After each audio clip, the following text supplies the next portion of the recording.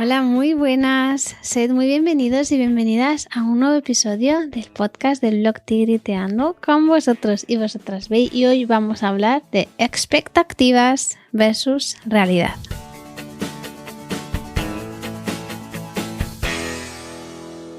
Todo de las expectativas versus realidad a mí es algo que me encanta y me hace partirme de risa, ¿no? Tú buscas ahí como una receta o una decoración o una manualidad y la ves ahí súper bonita en Pinterest o en Instagram y de repente tú la terminas y queda un churro.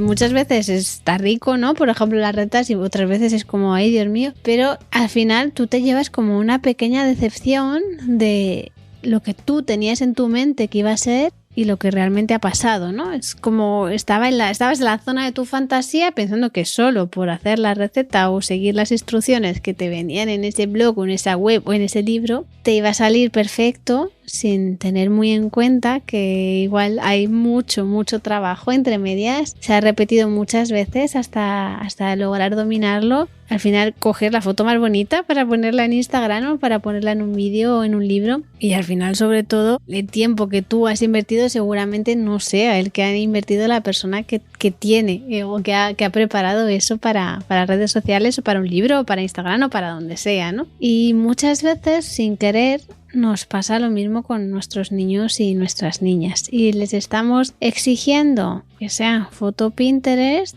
sin haber pasado por el proceso de repetir muchas veces el proceso, de adecuar el ambiente, de fijarnos en lo que necesitan o no necesitan, de pensar cuál es su momento evolutivo, su nivel de desarrollo, sin pensar cómo está nuestra conexión. Es decir, estamos de nuevo poniendo el foco este de cuando te van a interrogar en una película. Bueno, nunca me han interrogado fuera de una película. Bueno, de hecho tampoco me han interrogado en ninguna película. A donde quiero llegar es que estamos poniendo el foco ese del interrogatorio en el sospechoso en vez de tener en cuenta que igual somos nosotros, los adultos de referencia, los que tendríamos que estar haciendo cosas que no estamos haciendo.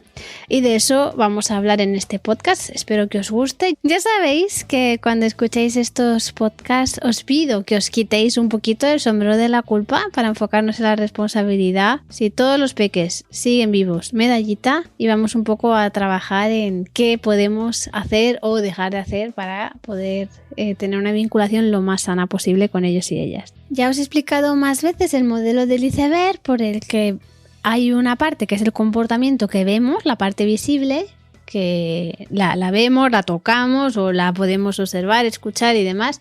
Sobre todo cuando hay conflicto se puede escuchar porque hay mucho ruido. Y luego hay otra parte que está debajo del iceberg, que es esa parte que realmente no vemos. Y en el fondo, el 20% de la situación, que es la parte observable, es la solución que ha encontrado esa persona para satisfacer las necesidades que no estamos viendo porque están debajo del agua del iceberg. Bueno, ya sabéis cómo terminó el Titanic cuando se chocó contra un iceberg.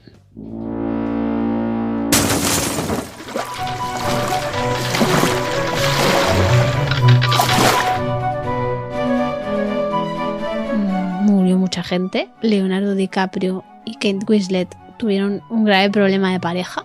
No se supieron poner de acuerdo y como no se apuntaron al curso de querer ser positivo, hubo ahí una falta de comunicación. ¿Cabían los dos en la tabla o no cabían? Cabían, de verdad. Buscarlo en internet, que hay estudios, no científicos, pero estudios que se puede ver claramente que cabían los dos en la misma tabla.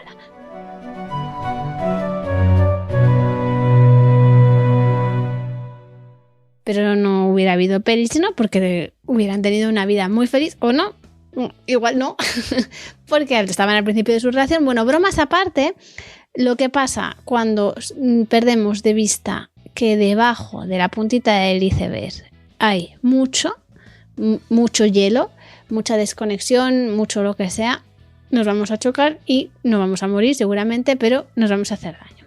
¿Qué pasa con los niños y las niñas? Que normalmente solo vemos la parte de arriba del iceberg y nos olvidamos de todo lo que está abajo. Debajo del iceberg puede haber desconexión, puede haber momentos de desarrollo, periodos sensibles. El desarrollo esperable a veces es el que es y nosotros lo estamos intentando acelerar.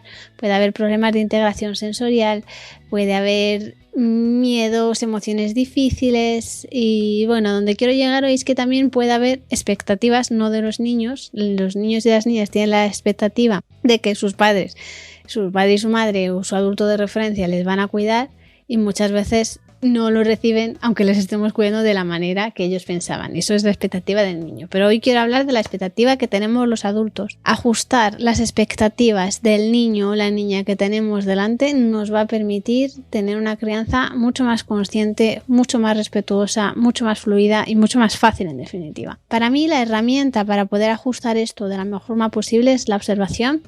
Observar, bueno, pues no es fácil para muchas personas. Hay algunas pues que ya veníamos observando de antes, ¿no? Yo recuerdo cuando era pequeñita era más de observar que de hablar. Ahora también, pero ya me he lanzado más a hablar. Para mí la observación es muy importante y es un lugar, es una técnica, una estrategia, una herramienta de la que se puede tener muchísima, pero muchísima información. Bien, es verdad que no es fácil, que las personas que estamos formadas en Montessori invertimos muchas horas en esa habilidad que todos traemos de serie, recuperarla y también necesitamos soluciones ya, ¿no? Entonces hay tablas en internet que podéis encontrar sobre qué expectativas podemos tener de los niños y las niñas. A mí no me terminan de convencer porque siempre que clasificamos o sistematizamos o resumimos algo se pierde muchísima información, pero creo también que son un buen punto de partida para las personas que todavía esto de observar no lo tienen claro, que sepan en qué momento evolutivo está su hijo o su hija. Eso les puede dar muchísima información y puede ayudar mucho a reducir esos dos grandes peligros del educador que nos decía la doctora Montessori que teníamos las personas que nos relacionamos con niños y niñas, que son el orgullo y la cólera. Para el orgullo lo que queda es la humildad, solo entender que los niños vienen con todas sus potencialidades y estamos ahí para acompañar y para servir como pinche, no como algo denigrante.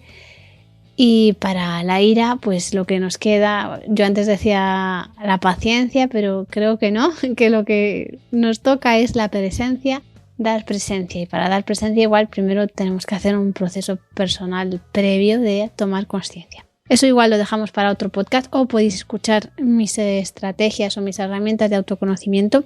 Hoy vamos a centrarnos en esas expectativas que quizás se nos han metido en la cabeza cuando éramos pequeños o cuando acabamos de tener un bebé o cuando veíamos los hijos de los amigos y parece que cuando no se cumplen en el nuestro peque está mal o nosotras estamos mal o algo está mal. Y hay veces que simplemente toca aceptar que es así. Por ejemplo, pues nos han vendido, no es verdad, hemos comprado la moto de que los niños y las niñas cuando nacen es dormir y comer y eso es mentira. Duermen mucho, dicen, y comen mucho, de eso estoy segura, o muchas horas sobre todo.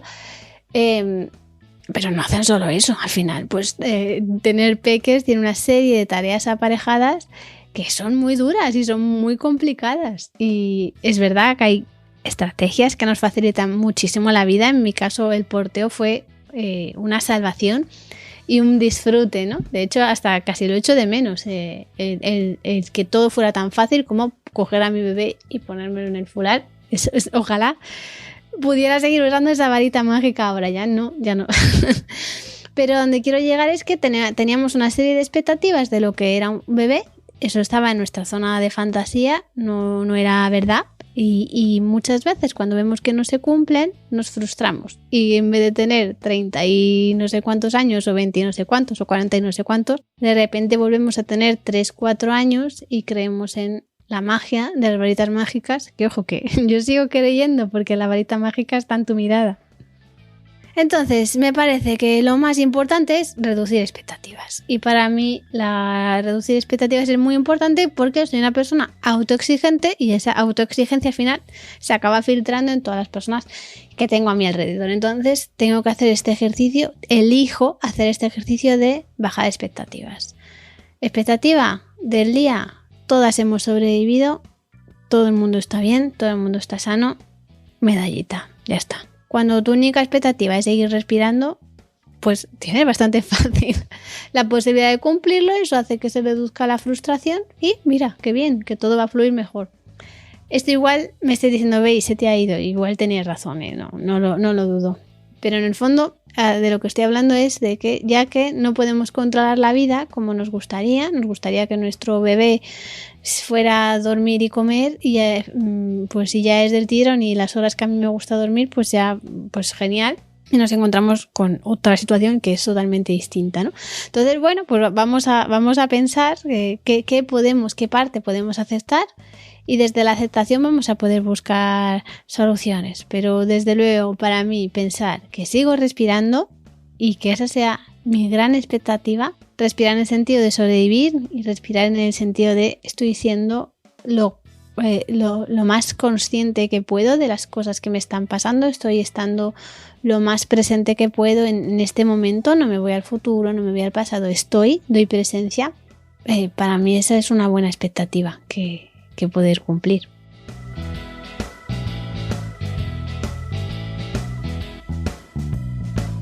En nuestro nuevo libro, de Nidia y mío, Criar desde el corazón, que lo vais a tener ya, quisimos incluir una tabla de estas expectativas que podíamos tener sobre los niños y las niñas. Y al final lo que hicimos fue dividirlas en bloques de edades similares y también hacer una expectativa general.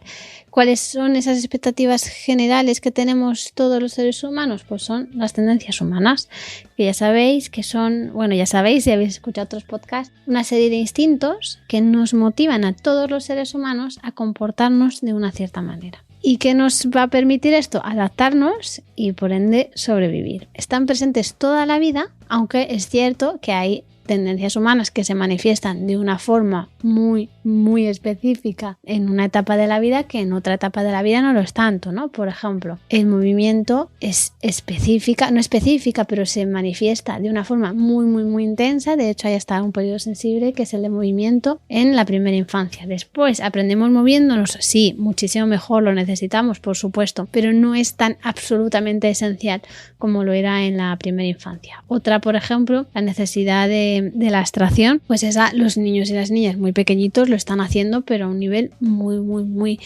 pequeño, ¿no? ¿Por qué? Porque su cerebro todavía no está preparado para este tipo de cosas. ¿Cuándo va a estar la abstracción ahí a tope? Pues a partir de segundo plano, a partir de los 6 empieza a producirse.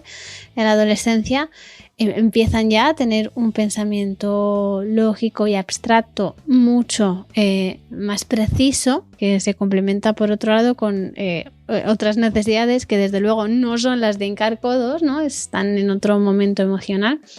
Y en los adultos pues es mucho más preponderante e intentamos analizar las situaciones, cosa que los niños pequeñitos no hacen, porque ellos viven en el momento presente. Los adultos estamos a por uvas realmente, si lo pensamos.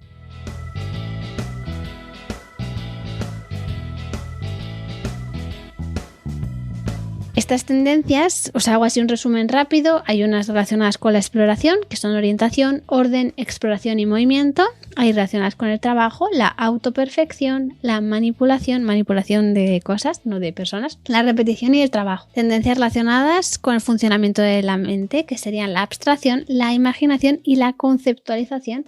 Y luego las tendencias relacionadas con la orientación grupal, que es todo lo que tiene que ver con pertenecer y con contribuir, y está en la comunicación, el sentido de pertenencia también está ahí, y es todo lo que nos permite relacionarnos con otras personas. Y luego hay otras necesidades que digamos son más bien espirituales en el sentido de que nos conectamos con lo que no somos nosotros ni nuestra familia, nos conectamos con el resto del universo sin ser por supuesto una secta New Age ni nada de eso. Nos referimos al arte, a la música y la religión o la espiritualidad. La espiritualidad y la religión están muy relacionados, pero son distintos también. Luego también tenemos, ya no de Montessori, sino de Maslow, ¿no? Que esto seguro que lo hemos estudiado todos en el instituto, y es la jerarquía de la pirámide de Maslow, que seguro que os tiene que sonar. Y que puede explicar muchísimas cosas, ¿no? Al final, en la parte de abajo de la pirámide están las necesidades fisiológicas, luego una escalerita por encima, una capa por encima, estarían las de seguridad, luego las sociales, luego las de reconocimiento y finalmente las de autorrealización. Estas serían también para todas las personas. A ver, para todas las personas no. Para los millennials hay una necesidad superior que es el wifi y los datos. Pero más aparte, estas necesidades son para todos los niños y para todas las niñas, y lo que nos viene a decir Maslow es que hasta que no hemos podido satisfacer las necesidades más básicas, que son las que están más abajito en la pirámide, no vamos a poder satisfacer las que están más arriba de la pirámide. Y para mí esto también es una muestra de por qué ahora parecemos menos felices como sociedad que lo que parecían nuestros abuelos y abuelas, porque ellos con sus necesidades absolutamente básicas, por lo menos los míos, con tener un techo bajo el que dormir y comida en la mesa ya era más que suficiente, porque habían pasado muchas calamidades en la guerra civil, y con eso ya felicidad. Que tendrían traumas a tope, o sea, me río por no llorar, pero tenían como ese agradecimiento a seguir vivos, a seguir vivas, que les daba también fuerza, ¿no? Entonces también me parece importante reflexionar sobre esto, ¿no? Que ahora, en este contexto en el que estamos nosotros, nuestras necesidades básicas están satisfechas, que eso por desgracia no es así en todos los lugares del mundo, y bueno, solo por eso ya igual que bajamos un poquito y nos ponemos en la pirámide, en la primera planta de la pirámide, con que eso está satisfecho ya, medallita. Bueno, y todas estas tendencias humanas y también la pirámide de Maslow van a estar presentes a lo largo de toda nuestra vida. Lo importante es ver cómo esto se va presentando en cada una de las facetas de nuestra vida. La doctora Montessori, ya lo sabéis, y os puedo remitir a podcasts anteriores o a nuestros libros, hablaba de que hay 4 planos del desarrollo. Entonces, dependiendo del plano en el que estén nuestros niños, niñas, adolescentes, pues nuestras expectativas con respecto a ellos van a ser unas o van a ser otras distintas. La más fácil, igual hay gente que me dice, estás crazy, la más fácil es de los 6 a los 12 años. Es una etapa muy tranquila, de mucha calma. Los peques ya empiezan a tener un cerebro más racional, podemos dialogar, podemos llegar a acuerdos, podemos consensuar. Las emociones, bueno, pues no es que sean emociones de adulto, pero ya empieza a haber una autorregulación, puede que necesiten ser sostenidos en muchos momentos, pero ya empiezan a hacerse cargo de, bueno, cuando no hay mucha intensidad pueden hacerlo ellas, pueden, y es una época tranquila siempre y cuando haya habido conexión en la primera parte de su vida, ¿no? En la etapa de los 0 a los 6 años, la etapa de la mente absorbente para la doctora Montessori, ella decía que cada uno de los subplanos de estas 4 fases del desarrollo, 4 planos del desarrollo, se construía en base al anterior. Es decir, que si el desarrollo de los 0 a los 6 años ha ido según lo esperado, el paso de los 6 a los 12 años va a ser mucho más sencillo, mucho más fácil, porque es un periodo que los niños están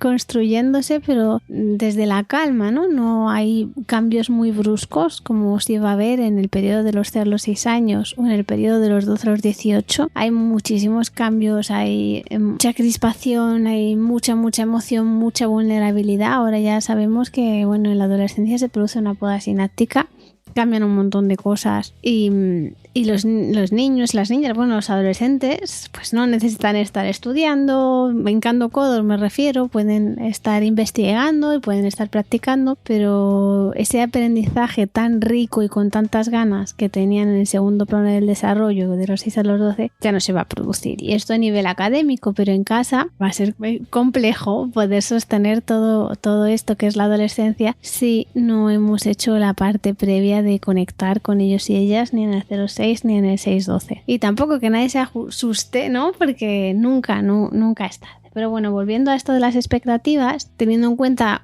cómo funciona nuestro cerebro y lo que ya sabemos de neurodesarrollo, pues podemos decir que en la etapa de los 0 a los 6 años no podemos esperar que se produzca mucha razón, mucha lógica, nada de empatía. Son momentos en los que los niños y las niñas son muy concretos, están muy en el momento presente, siempre aprendemos a través de la emoción y los sentidos, pero en estos momentos más que nunca no lo van a aprender de otra manera, necesitan cosas concretas. María Montessori además nos hablaba de 4 periodos sensibles, que ya he hablado otras veces de ellos, así que os remito a podcasts anteriores, pero los tengo que citar y son orden, no es que los niños sean ordenados, sino que les gustan las cosas constantes. Les gusta porque le da seguridad. La mayoría de los niños no les gustan mucho los cambios, que movamos cosas, que nos intercambiemos la ropa con nuestra pareja, que cambiemos cosas de sitio, que tomemos caminos distintos, nada de eso les gusta, ¿no? Entonces, pues una expectativa ajustada, ya que sabemos esto, podría ser, bueno, pues yo me voy a hacer cargo de esta necesidad que tiene mi hijo o mi hija, y voy a cada vez que realice un cambio se lo voy a explicar, le voy a preparar, se lo voy a avisar y si se asusta o se enfada, pues voy a validar su emoción, ¿no? La teoría de la mente también nos dice que hasta los 5 o 6 años ya sería segundo plano de nuevo, no pueden ponerse en el lugar del otro. Si nos vamos a Piaget, pues las relaciones causa-efecto las establecen de forma distinta. ¿Qué más? Bueno, es una etapa súper bonita, es de mis preferidas, en la que la doctora Montessori decía que no solo absorbíamos lo que teníamos en nuestro ambiente, sino que además lo hacíamos nuestro, lo interiorizábamos, sería la palabra, lo hacíamos de nuestro ser. Y claro, pues es una pasada, todo lo que aprenden, lo rápido, lo bonito, cómo son de puros y de mágicos, eso ya igual según vamos cumpliendo años ya se va perdiendo un poco. La contrapartida es que a nivel físico es una experiencia muy desgastante, sobre todo los primeros años, y luego a nivel emocional, pues si no venimos de un vínculo seguro con nuestros adultos de referencia, pues eso lógicamente pues nos va a pasar factura, y puede que ocurra que cuando te estaríamos teniendo que sostener, acompañar, validar una emoción que tuviera nuestro peque, pues de repente nos hemos conectado con momentos de nuestra historia que no hemos vivido esa experiencia y vamos a dejar de actuar para reaccionar, vamos a dejar de ser el adulto para tener la misma edad que tiene nuestro peque, ¿no? Entonces, bueno, para mí ese es el gran reto, el poder conectarnos con nuestras emociones de la infancia para poder gestionarlas, acompañarlas, regularlas, vivirlas, como lo queramos denominar después, porque en el momento en el que estalla esa emoción de nuestro peque, pues necesita que estemos ahí para él o para ella. Bueno, en definitiva, tienen un desarrollo vertiginoso, sería la palabra. Aprenden mucho, aprenden muy rápido, pasan de ser prácticamente personajillos desvalidos a ser niños de 6 años que escriben y leen y multiplican y bueno, o no hacen nada de esto, o hablan o juegan a lo que quieran jugar, pero me refiero que si tú piensas en los últimos 6 años de tu vida no has aprendido tanto como ellos hacen en estos 6 primeros años. Tienen estos 4 periodos sensibles, así que bueno, pues toca entender. No hace falta que nos lo estudiemos al dedillo, es simplemente entender que puede estar pasando esto y sobre todo a nivel emocional nos necesitan mucho y nos necesitan lo más sanos posible, lo más responsivos posible y siendo muy conscientes de que si nuestro apego no fue seguro eso va a hacer daño, así que vamos a hacer por cuidarnos lo máximo posible porque pues nuestra vida sea lo más calmada posible para que no tengamos que recurrir